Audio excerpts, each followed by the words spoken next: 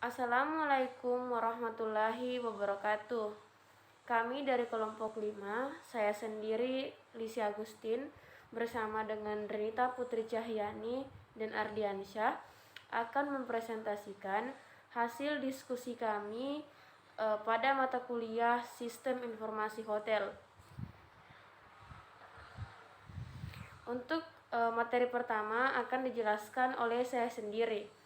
Yang pertama adalah industri hotel. Dalam industri hotel ini akan menjelaskan dan memaparkan mengenai pengertian hotel, kemudian jenis-jenis hotel, selanjutnya ada struktur organisasi hotel, kemudian departemen yang ada di hotel, dan yang terakhir adalah cetak biru atau blueprint sistem pelayanan hotel. Yang pertama adalah pengertian hotel. Hotel menurut SK Menparpostel nomor 37 merupakan salah satu jenis akomodasi yang menyediakan sebagian atau seluruh bangunan untuk menyediakan jasa penginapan, makanan dan minuman, serta berbagai jasa lainnya yang diperuntukkan untuk umum dengan tujuan untuk mendapatkan keuntungan. Hotel juga dapat diartikan sebagai salah satu perusahaan yang bergerak dalam bidang jasa perhotelan yang dikelola langsung oleh pemilik perusahaan serta dilengkapi dengan berbagai fasilitas penunjang seperti penyediaan makanan, minuman, serta fasilitas kamar dengan tujuan untuk mendapatkan keuntungan. Dari pengertian tersebut dapat disimpulkan bahwa hotel merupakan salah satu jenis akomodasi. Kemudian hotel juga menyediakan fasilitas seperti makanan, minuman, kemudian fasilitas-fasilitas pelengkap lainnya seperti restoran dan alat fitness. Selanjutnya hotel ini diperuntukkan untuk umum. Jadi bagi siapa saja dapat menginap di hotel tanpa terkecuali. Kemudian dikelola secara komersial untuk mendapatkan keuntungan. Selanjutnya adalah jenis-jenis hotel. Jenis-jenis hotel ini terdiri dari beberapa macam, diantaranya adalah berdasarkan penentuan komponen harga kamar, kemudian berdasarkan lokasi, selanjutnya berdasarkan lama buka dalam setahun, kemudian berdasarkan luas dan jumlah kamar, kemudian berdasarkan tarif kamar, berdasarkan tamu menginap, berdasarkan lama tamu menginap, selanjutnya berdasarkan jenis tamu, dan yang terakhir adalah berdasarkan aktivitas. Yang pertama adalah berdasarkan penentuan komponen harga kamar.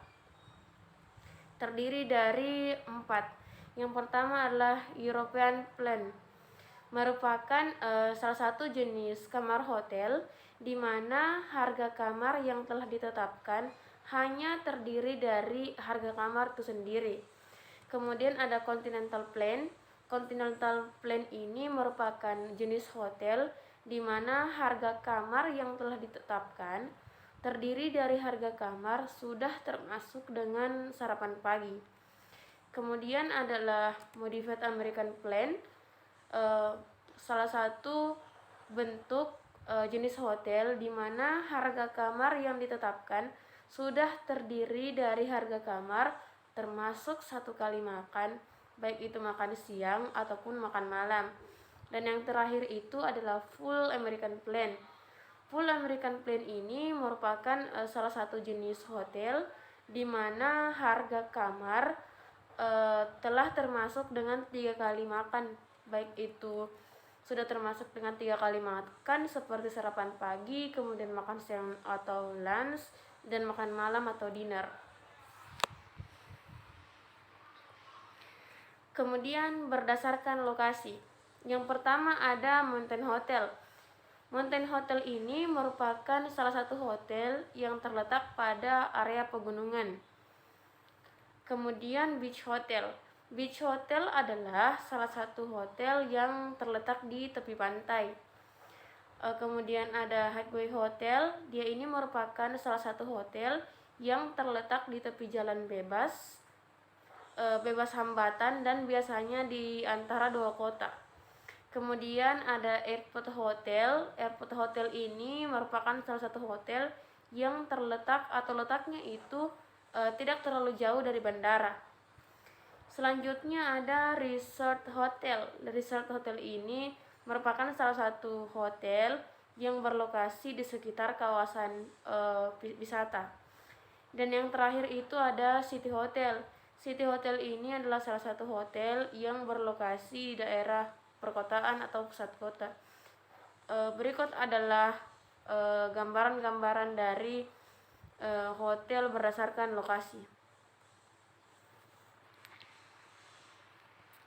Selanjutnya berdasarkan lama buka dalam setahun.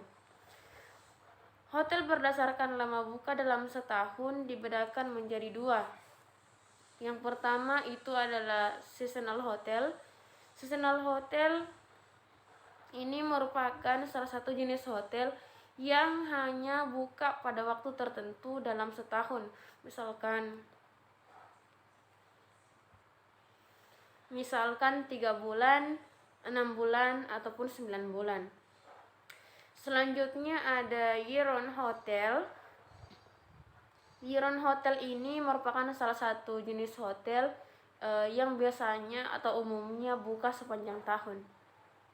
Berikut adalah beberapa dokumentasi dari seasonal hotel dan year-round hotel.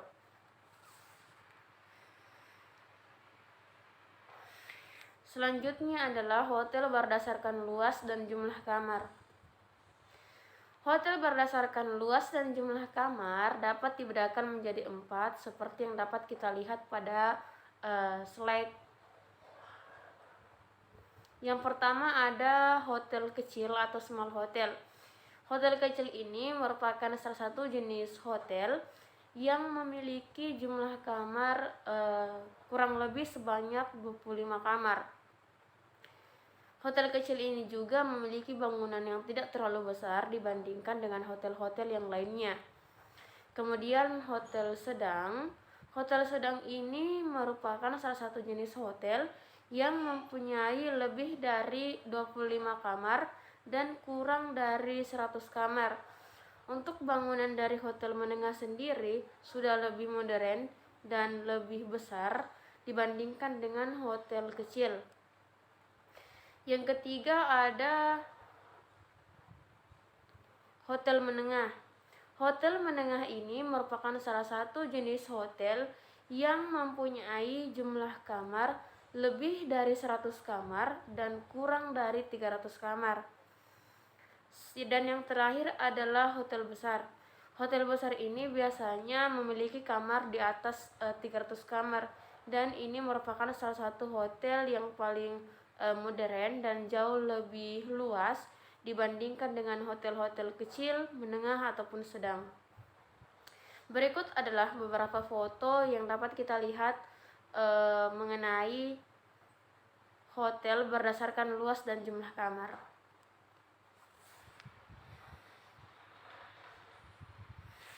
Selanjutnya adalah hotel berdasarkan tarif kamar. Hotel berdasarkan tarif kamar dibedakan menjadi 3. Yang pertama adalah economy class hotel, selanjutnya ada first class hotel, dan yang terakhir ada deluxe hotel. Economy class hotel merupakan salah satu hotel yang memiliki tarif kamar kelas ekonomi. Jadi untuk economy class hotel ini harga-harga kamar atau harga-harga fasilitas yang ditawarkan oleh hotel itu lebih murah dan terjangkau. Selanjutnya first class hotel. First class hotel ini adalah hotel yang memiliki tarif kamar harga yang mahal. Dibandingkan dengan economy class hotel, first class hotel ini memiliki fasilitas yang cukup lengkap serta memiliki pelayanan terbaik. Jadi biasanya di sini tamu-tamu yang menginap adalah tamu-tamu VIP dan VVIP. Selanjutnya adalah deluxe hotel. Hotel ini memiliki harga kamar paling mahal juga. tapi dibandingkan dengan first class, deluxe lebih mahal karena kamar ini atau hotel ini dilengkapi dengan fasilitas penunjang yang dimana tamunya itu akan merasa nyaman dan enggan meninggalkan hotel tersebut. Selanjutnya adalah berdasarkan lama tamu menginap. Berdasarkan lama tamu menginap dibedakan menjadi 3. Yang pertama ada transit hotel, kemudian semi residential hotel, dan yang terakhir adalah residential hotel. Transit hotel merupakan salah satu hotel yang diperuntukkan untuk tamu-tamu transit selama 1 malam atau 2 malam.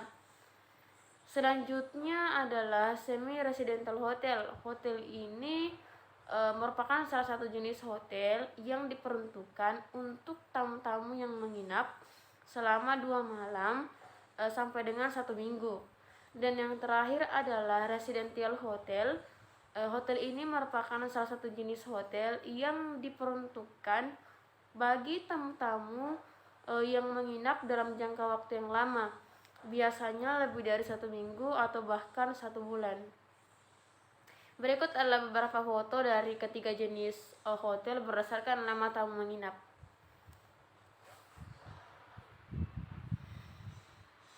Selanjutnya adalah berdasarkan jenis tamu. Berdasarkan jenis tamu dikelompokkan atau dibedakan menjadi beberapa macam. Yang pertama adalah hotel keluarga atau family hotel. Hotel keluarga ini merupakan salah satu jenis hotel yang diperuntukkan untuk keluarga. Jadi bagi setiap tamu ataupun guest yang ingin menginap di hotel bersama dengan keluarga, hotel ini sangat cocok ditempati bersama dengan seluruh anggota keluarga. Selanjutnya hotel bisnis. Hotel bisnis ini merupakan salah satu hotel yang diperuntukkan untuk tamu-tamu yang akan melakukan perjalanan bisnis. Jadi biasanya tamu-tamu dari luar kota yang ingin ke kota lain dalam perjalanan bisnis biasanya akan menginap di sini. Begitu. Selanjutnya adalah hotel wisatawan. Hotel wisatawan ini merupakan salah satu jenis hotel yang diperuntukkan untuk wisatawan. Kemudian ada hotel transit. Hotel ini biasanya diperuntukkan untuk tamu-tamu yang melakukan persinggahan sementara dalam suatu perjalanan. Jadi persinggahannya ini paling lama 1 sampai dengan 2 hari untuk tamu-tamu tersebut. Kemudian selanjutnya ada hotel perawatan kesehatan. Hotel jenis ini diperuntukkan bagi tamu-tamu yang masih dalam proses pengobatan atau penyembuhan suatu penyakit. Dan yang terakhir adalah hotel konvensi atau convention hotel. Jenis hotel ini diperuntukkan untuk kegiatan-kegiatan seperti penyelenggaraan konvensi atau perjamuan. Jadi untuk hotel yang terakhir ini sangat cocok untuk mengadakan sebuah acara-acara besar seperti pernikahan, kemudian acara-acara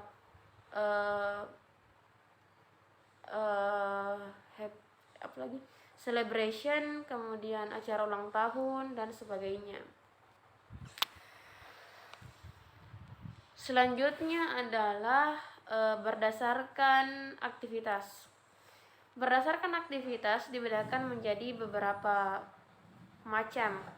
Yang pertama adalah hotel. Seperti yang telah dijelaskan tadi, hotel ini merupakan salah satu jenis akomodasi yang menyediakan sarana penginapan, makanan dan minuman yang dikelola secara profesional untuk mendapatkan keuntungan.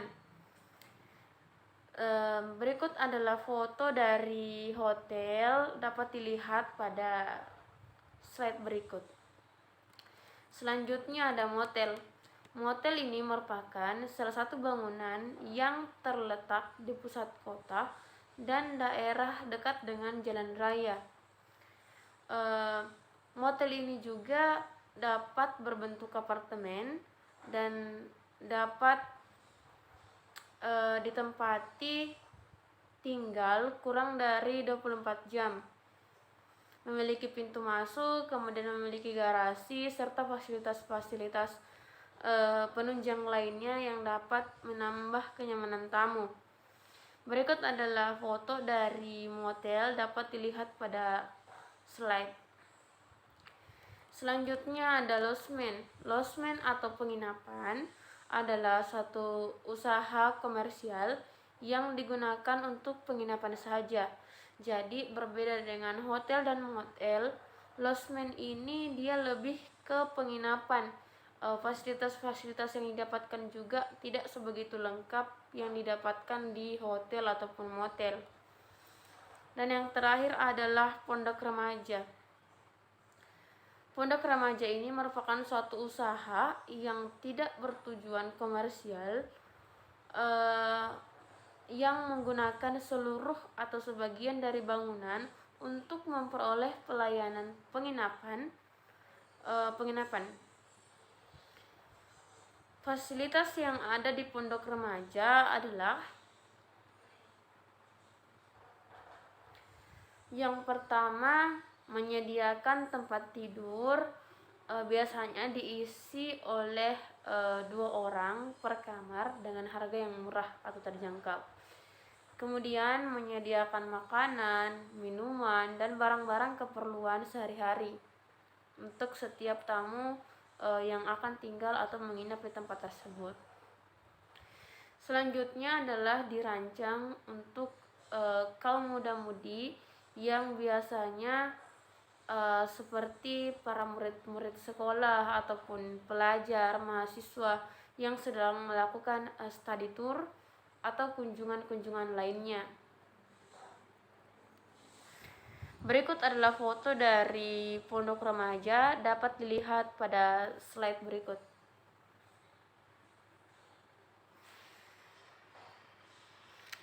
Kemudian untuk slide selanjutnya mengenai struktur organisasi hotel akan dijelaskan oleh saudari Renita Putri Cahyani. Kepada Renita Putri Cahyani saya persilahkan.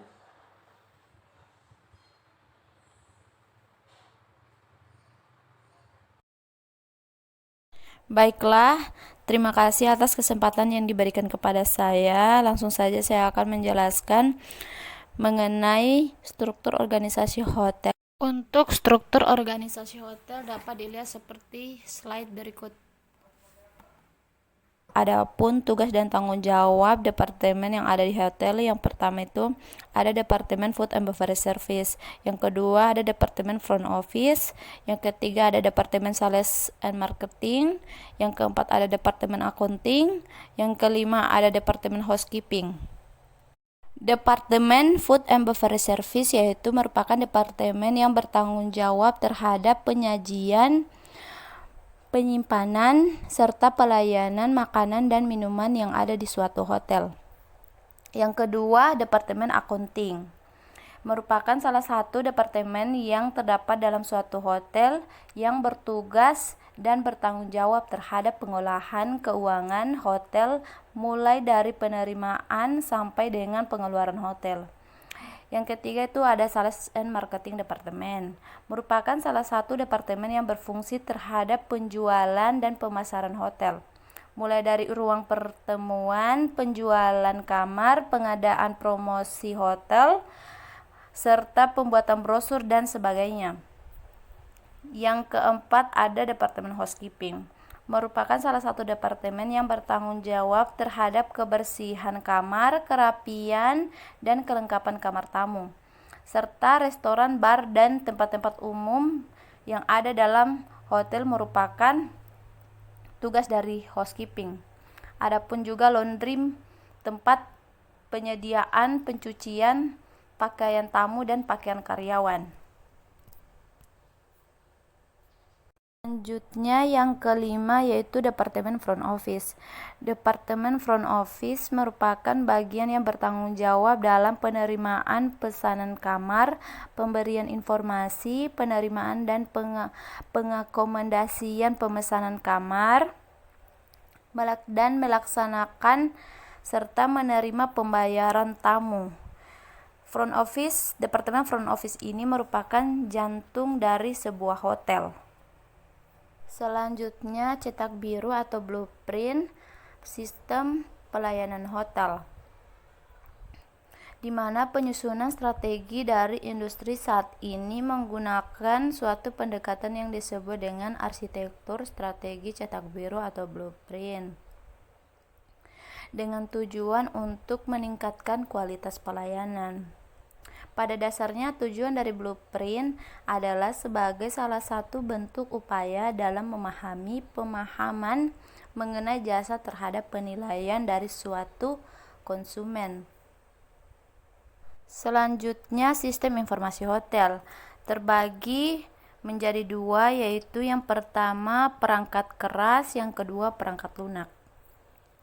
Perangkat keras merupakan suatu sistem informasi yang menjadi komponen-komponen paling penting pada suatu komputer yang dapat dipahami dengan berbagai cara, salah satunya dengan indera peraba.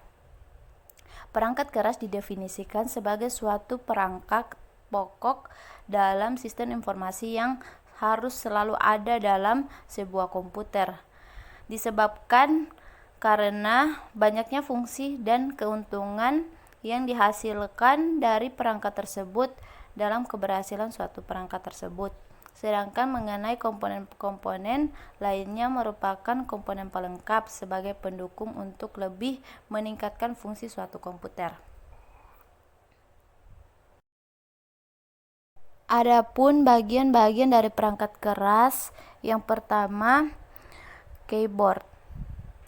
Keyboard yaitu perangkat keras yang berbentuk papan kunci yang berfungsi sebagai alat untuk input atau memasukkan data yang berupa huruf atau angka maupun simbol.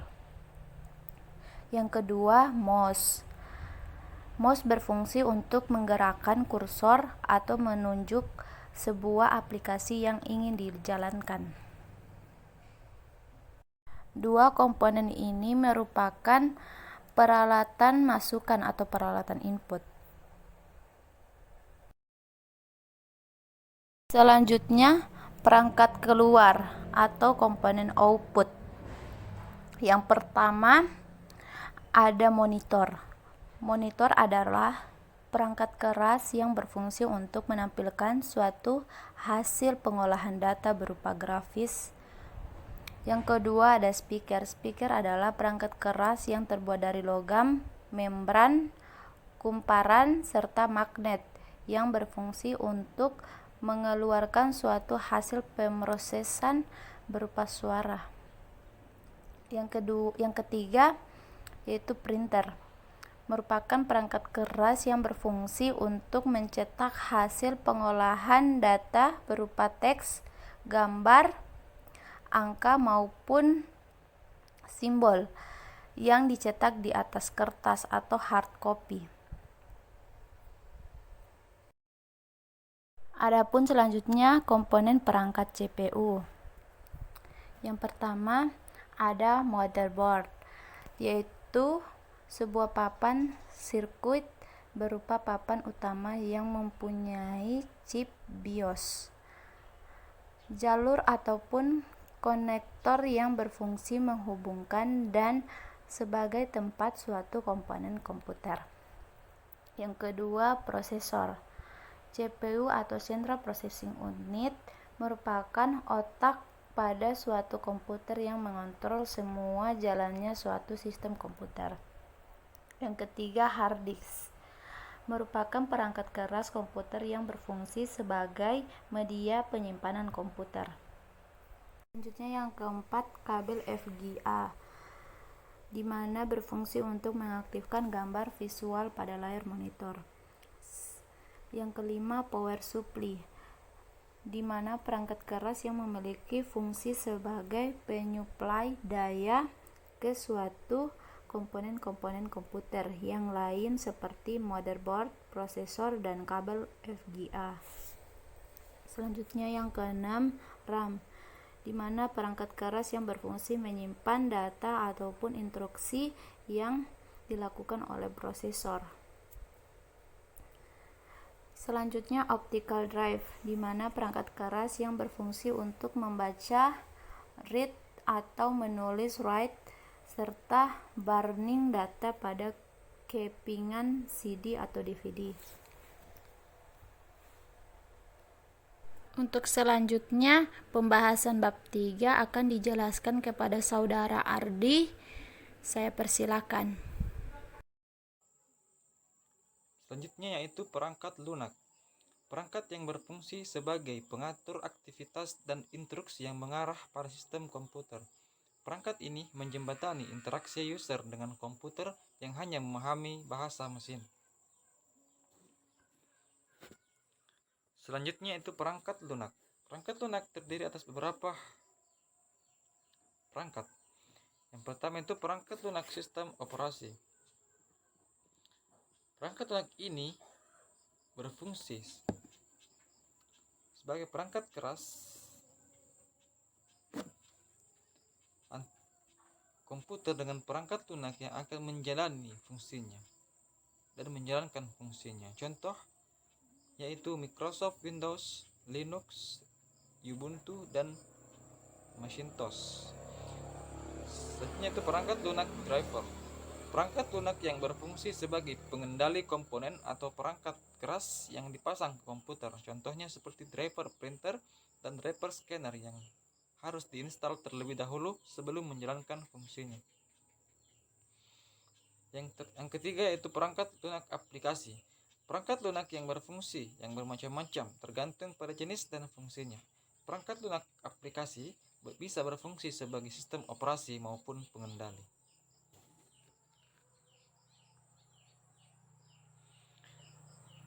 Selanjutnya itu flow map model bidang jasa. Flow map atau flowchart merupakan suatu bagan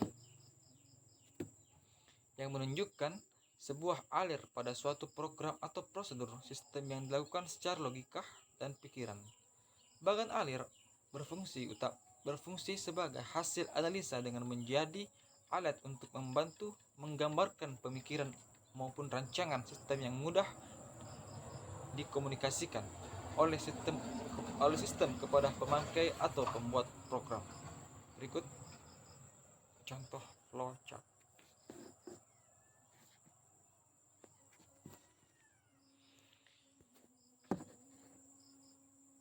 Berikutnya itu SOP pada industri perhotelan. Yang pertama itu operasional prosedur pada departemen front office. Yang pertama itu menerima reservasi dari kantor.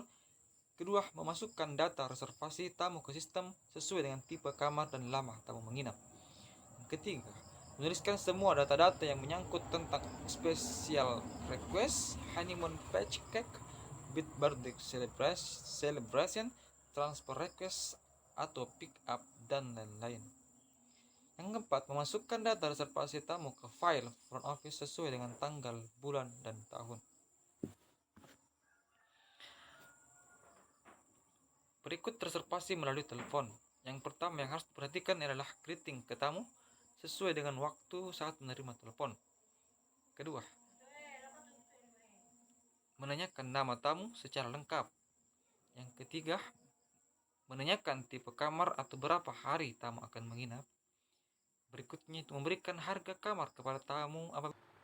Itulah tadi hasil presentasi dari kelompok kami pada mata kuliah Sistem Informasi Hotel.